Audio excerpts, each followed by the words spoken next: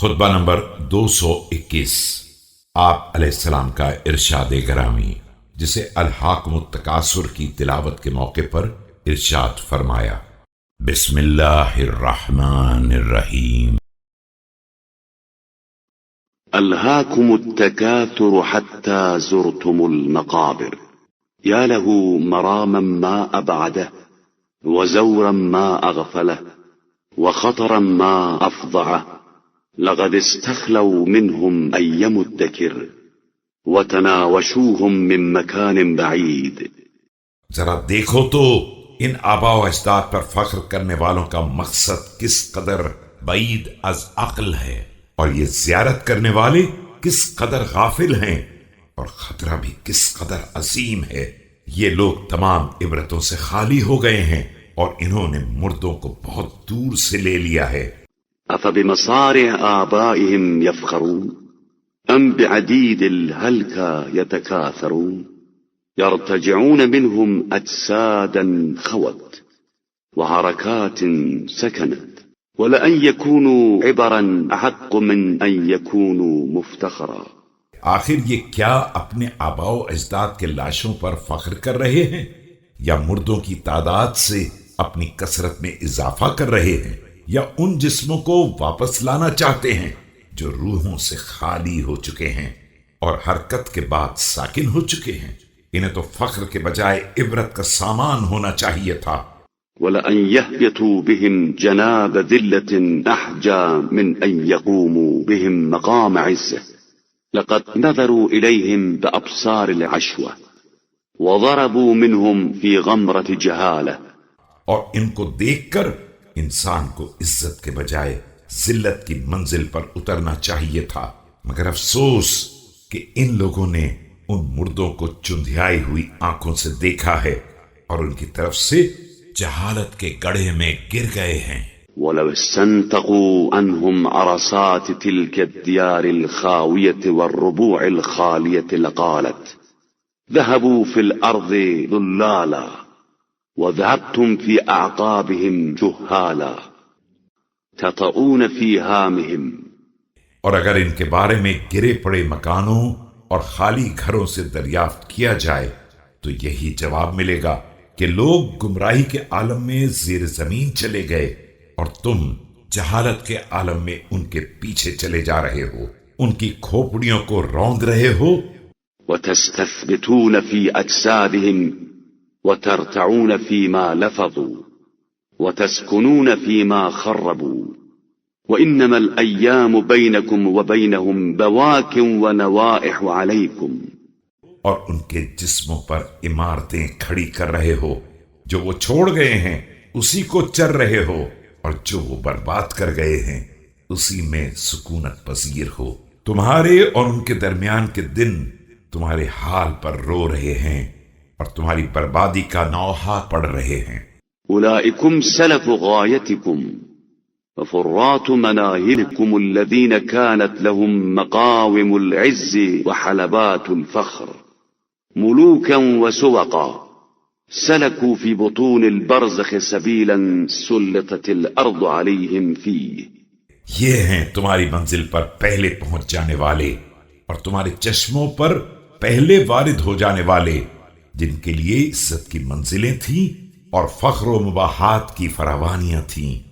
کچھ سلاطین وقت تھے اور کچھ دوسرے درجے کے منصبدار، لیکن سب برزخ کی گہرائیوں میں راہ پیمائی کر رہے ہیں۔ زمین ان کے اوپر مسلط کر دی گئی ہے۔ فأكلت من لحومهم وشربت من دمائهم فأصبحوا في فجوات قبورهم جمادا لا ينمون وضمارا لا يوجدون لا يفزعهم ورود الأهوال۔ اس نے ان کا گوشت کھا لیا ہے اور خون پی لیا ہے، اب وہ قبر کی گہرائیوں میں ایسے جماعت ہو گئے ہیں جن میں نمو نہیں ہے، اور ایسے گم ہو گئے ہیں کہ ڈھونڈے نہیں مل رہے ہیں۔ نہ ہولناک مصائب کا ورود انہیں خوف زدہ بنا سکتا ہے۔ ولا يحزنهم تنكر الأحوال ولا يحفلون بالرواجف ولا يأذنون للقواصف غيبا لا ينتظرون وشهودا لا يحضرون وإنما كانوا جميعا فتشتتوا وآلافا فافترقوا. اور نہ بدلتے حالات انہیں رنجیدہ کر سکتے ہیں، نہ انہیں زلزلوں کی پرواہ ہے اور نہ گرج اور کڑک کی اطلاع. ایسے غائب ہوئے ہیں کہ ان کا انتظار نہیں کیا جا رہا ہے، اور ایسے حاضر ہیں کہ سامنے نہیں آتے ہیں. کل سب یکجا تھے، اب منتشر ہو گئے ہیں، اور سب ایک دوسرے کے قریب تھے اور اب جدا ہو گئے ہیں. وما عن طول عهدهم ولا بعد محلهم عميت أخبارهم وصمت ديارهم ولكنهم سقوا كأسا بدلتهم بالنطق خرسا وبالسمع صمما وبالحركات سكونا. ان کے حالات کی بے خبری اور ان کے دیار کی خاموشی طول زمان اور بعد مکان کی بنا پر نہیں ہے، بلکہ انہیں موت کا وہ جام پلا دیا گیا ہے جس نے ان کی گویائی کو گونگے پن میں اور ان کی سماعت کو بہرے پن میں اور ان کی حرکات کو سکون میں تبدیل کر دیا ہے. فكأنهم في ارتجال الصفة صرعى سبات جيران لا يتآنسون وأحباء لا يتزاورون بليت بينهم قرى التعارف وانقطعت منهم اسباب الاخاء. ان کی سرسری تعریف یہ ہو سکتی ہے کہ جیسے نیند میں بے خبر پڑے ہوں کہ ہم سائے ہیں لیکن ایک دوسرے سے مانوس نہیں ہیں، اور احباب ہیں لیکن ملاقات نہیں کرتے ہیں. ان کے درمیان باہمی تعارف کے رشتے بوسیدہ ہو گئے ہیں اور برادری کے اسباب منقطع ہو گئے ہیں. فكلهم وحيد وهم جميع وبجانب الهجر وهم أخلاء لا يتعارفون لليل صباحا ولا لنهار مساء أي الجديدين ضعنوا فيه كان عليهم سرمدا. اور سب مجتمع ہونے کے باوجود اکیلے ہیں اور دوست ہونے کے باوجود ایک دوسرے کو چھوڑے ہوئے ہیں. نہ کسی رات کی صبح سے آشنا ہیں اور نہ کسی صبح کی شام پہچانتے ہیں. دن اور رات میں جس ساتھ میں بھی دنیا سے گئے ہیں وہی ان کی ابدی ساتھ ہے. شاهدوا من اخطار دارهم افظع مما خافوا ورأوا من آياتها اعظم مما قدروا فكلتا الغايتين مدت لهم الى مباءه فأتت مبالغ الخوف والرجاء. اور دار آخرت کے خطرات کو اس سے زیادہ دیکھ لیا ہے جس کا اس دنیا میں اندیشہ تھا، اور اس کی نشانیوں کو اس سے زیادہ مشاہدہ کر لیا ہے جس کا اندازہ کیا تھا. اب اچھے برے دونوں طرح کے انجام کو کھینچ کر آخری منزل تک پہنچا دیا گیا ہے جہاں آخر درجے کا خوف بھی ہے اور ویسی ہی امید بھی ہے. فلو كانوا ينطقون بها لعيوا بالصفة ما شاهدوا وما عاينوا ولئن عميت آثارهم وانقطعت أخبارهم لقد رجعت فيهم أبصار العبر وسمعت عنهم آذان العقول. یہ لوگ اگر بولنے کے لائق بھی ہوتے تو ان حالات کی توصیف نہیں کر سکتے تھے جن کا مشاہدہ کر لیا ہے اور اپنی آنکھوں سے دیکھ لیا ہے. اب اگر ان کے آثار گم بھی ہو گئے ہیں اور ان کی خبریں منقطع بھی ہو گئی ہیں تو عبرت کی نگاہیں بہرحال انہیں دیکھ رہی ہیں اور عقل کے کان بہرحال ان کی داستان غم سن رہے ہیں. وتكلموا من غير جهات النطق فقالوا كلحت الوجوه النواظر وخوت الأجسام النواعم ولبسنا أهدام البلا وتكاءدنا ضيق المضجع وتوارثنا الوحشة. اور وہ زبان کے بغیر بھی بول رہے ہیں اور یہ کہہ رہے ہیں کہ شاداب چہرے سیاہ ہو چکے ہیں اور نرم و نازک اجسام مٹی میں مل گئے ہیں.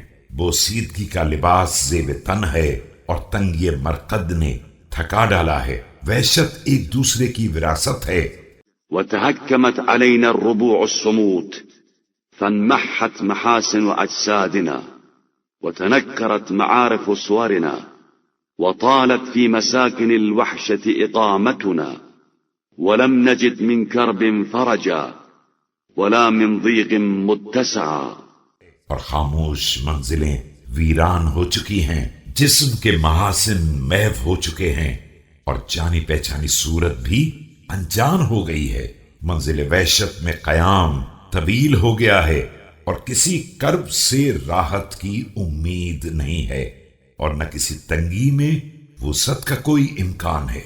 فلو مثلتهم بعقلك أو كشف عنهم محجوب الغطاء لك وقد ارتسخت أسماؤهم بالهوام فاستكت واكتحلت أبصارهم بالتراب فخسفت۔ اب اگر تم اپنی عقلوں سے ان کی تصویر کشی کرو، یا تم سے غیب کے پردے اٹھا دیے جائیں اور تم انہیں اس عالم میں دیکھ لو کہ کیڑوں کی وجہ سے ان کی قوت سماعت ختم ہو چکی ہے، اور وہ بہرے ہو چکے ہیں، اور ان کی آنکھوں میں مٹی کا سرما لگا دیا گیا ہے، اور وہ دھنس چکی ہیں۔ وتقطعت الألسنة في أفواههم بعد ذلاقتها وهمدت القلوب في صدورهم بعد يقظتها وعاث في كل جارحة منهم جديد بلا سمجها۔ اور زبانیں دہن کے اندر روانی کے بعد ٹکڑے ٹکڑے ہو چکی ہیں، اور دل سینوں کے اندر بیداری کے بعد سو چکے ہیں، اور ہر عضو کو ایک نئی بوسیدگی نے تباہ کر کے بدحیت بنا دیا ہے۔ وسهل طرق الآفة إليها مستسلمات فلا أيد تدفع ولا قلوب تجزع لرأيت أشجان قلوب وأقداء عيون لهم في كل فظاعة صفة حال لا تنتقل وغمرة لا تنجلي۔ اور آفتوں کے راستوں کو ہموار کر دیا ہے کہ اب سب مصائب کے لیے سراپا تسلیم ہیں، نہ کوئی ہاتھ دفاع کرنے والا ہے اور نہ کوئی دل بے چین ہونے والا ہے۔ تو یقیناً وہ مناظر دیکھو گے جو دل کو رنجیدہ بنا دیں گے اور آنکھوں میں خس و خاشاک ڈال دیں گے۔ ان غریبوں کے لیے ہر مصیبت میں وہ کیفیت ہے جو بدلتی نہیں ہے، اور وہ سختی ہے جو ختم نہیں ہوتی ہے۔ وكم أكلت الأرض من عزيز جسد وأنيق لون كان في الدنيا غذي ترف وربيب شرف يتعلل بالسرور في ساعة حزنه۔ یہ زمین کتنے عزیز ترین بدن اور حسین ترین رنگ کھا گئی، جن کو دولت و راحت کی غذا مل رہی تھی، اور جنہیں شرف کی آغوش میں پالا گیا تھا، جو حزن کے اوقات میں بھی مسرت کا سامان کر لیا کرتے تھے۔ ويفزع إلى السلوة إن مصيبة نزلت به ذنا بغضارة عيشه وشحاحة بلهوه ولعبه فبينما هو يضحك إلى الدنيا وتضحك إليه في ظل عيش غفول إذ وطئ الدهر به حسكه۔ اور اگر کوئی مصیبت آن پڑتی تھی تو اپنے عیش کی تازگیوں پر للچائے رہنے اور اپنے لہو و لعب پر فریفتہ ہونے کی بنا پر تسلی کا سامان فراہم کر لیا کرتے تھے۔ یہ ابھی غفلت میں ڈال دینے والے عیش کے زیر سایہ دنیا کو دیکھ کر مسکرا رہے تھے، اور دنیا انہیں دیکھ کر ہنس رہی تھی کہ اچانک زمانے نے انہیں کانٹوں کی طرح رون دیا۔ ونقضت الأيام قواه ونظرت إليه الهتوف من كثب فخالته بث لا يعرفه ونجي هم ما كان يجده وتولدت فيه فترات علل آنس ما كان بصحته۔ اور روزگار نے ان کا سارا زور توڑ دیا، موت کی نظریں قریب سے ان پر پڑنے لگی اور انہیں ایسے رنج میں مبتلا کر دیا جس کا اندازہ بھی نہ تھا، اور ایسے قلق کا شکار ہو گئے جس کا کوئی سابقہ بھی نہ تھا۔ ابھی وہ صحت سے مانوس تھے کہ ان میں مرض کی کمزوریاں پیدا ہو گئیں۔ ففزع إلى ما كان عوده الأطباء من تسكين الحار بالقار وتحريك البارد بالحار، فلم يطفئ ببارد إلا ثور حرارة، ولا حرك بحار إلا هيج بروده. اور انہوں نے ان اسباب کی پناہ ڈھونڈنا شروع کر دی جن کا اطباء نے عادی بنا دیا تھا کہ گرم کا سرد سے علاج کریں اور سردی میں گرم دوا کی تحریک پیدا کریں، لیکن سرد دواؤں نے حرارت کو اور بھڑکا دیا اور گرم دوا نے حرکت کے بجائے برودت میں اور ہیجان پیدا کر دیا۔ ولا اعتدل بممازج لتلك الطبائع إلا أمد منها كل ذات داء، حتى فتر معلله وذهل ممرضه وتعايا أهله بصفة دائه وخرسوا عن جواب السائلين عنه۔ اور کسی مناسب طبیعت دوا سے اعتدال نہیں پیدا ہوا، بلکہ اس نے مرض کو اور طاقت بخش دی، یہاں تک کہ تیماردار سست ہو گئے اور علاج کرنے والے غفلت برتنے لگے۔ گھر والے مرض کی حالت بیان کرنے سے عاجز آ گئے اور مزاج پرسی کرنے والوں کے جواب سے خاموشی اختیار کر لی۔ وتنازعوا دونه شجي خبر يكتمونه، فقائل يقول هو لما به، وممن لهم إياب عافيته، ومصبر لهم على فقده، يذكرهم أسى الماضين من قبله۔ اور دردناک خبر کو چھپانے کے لیے آپس میں اختلاف کرنے لگے۔ ایک کہنے لگا کہ جو ہے وہ ہے، دوسرے نے امید دلائی کہ صحت پلٹ آئے گی، تیسرے نے موت پر صبر کی تلقین شروع کر دی اور گزشتہ لوگوں کے مصائب یاد دلانے لگا۔ فبينما هو كذلك على جناح من فراق الدنيا وترك الأحبة، إذ عرض له عارض من غصصه فتحيرت نوافذ فتنته ويبست رطوبة لسانه۔ ابھی وہ اسی عالم میں دنیا کے فراق اور احباب کی جدائی کے لیے پر تول رہا تھا کہ اس کے گلے میں ایک پھندا پڑ گیا، جس سے اس کی ذہانت و ہوشیاری پریشانی کا شکار ہو گئی اور زبان کی رطوبت خشکی میں تبدیل ہو گئی۔ فكم من مهم من جوابه عرفه فعي عن رده، ودعاء مؤلم بقلبه سمعه فتصام عنه، من كبير كان يعظمه۔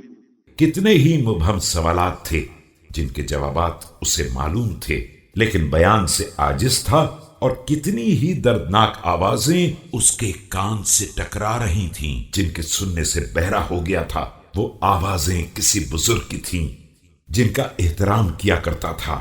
أو صغير كان يرحمه، وإن للموت لغمرات هي أفضأ من أن تستغرق بصفة أو تعتدل على عقول أهل الدنيا۔ یا ان بچوں کی تھیں جن پر رحم کیا کرتا تھا، لیکن موت کی سختیاں ایسی ہی ہیں جو اپنی شدت میں بیان کی حدوں میں نہیں آ سکتی ہیں اور اہل دنیا کی عقلوں کے اندازوں پر پوری نہیں اتر سکتی ہیں۔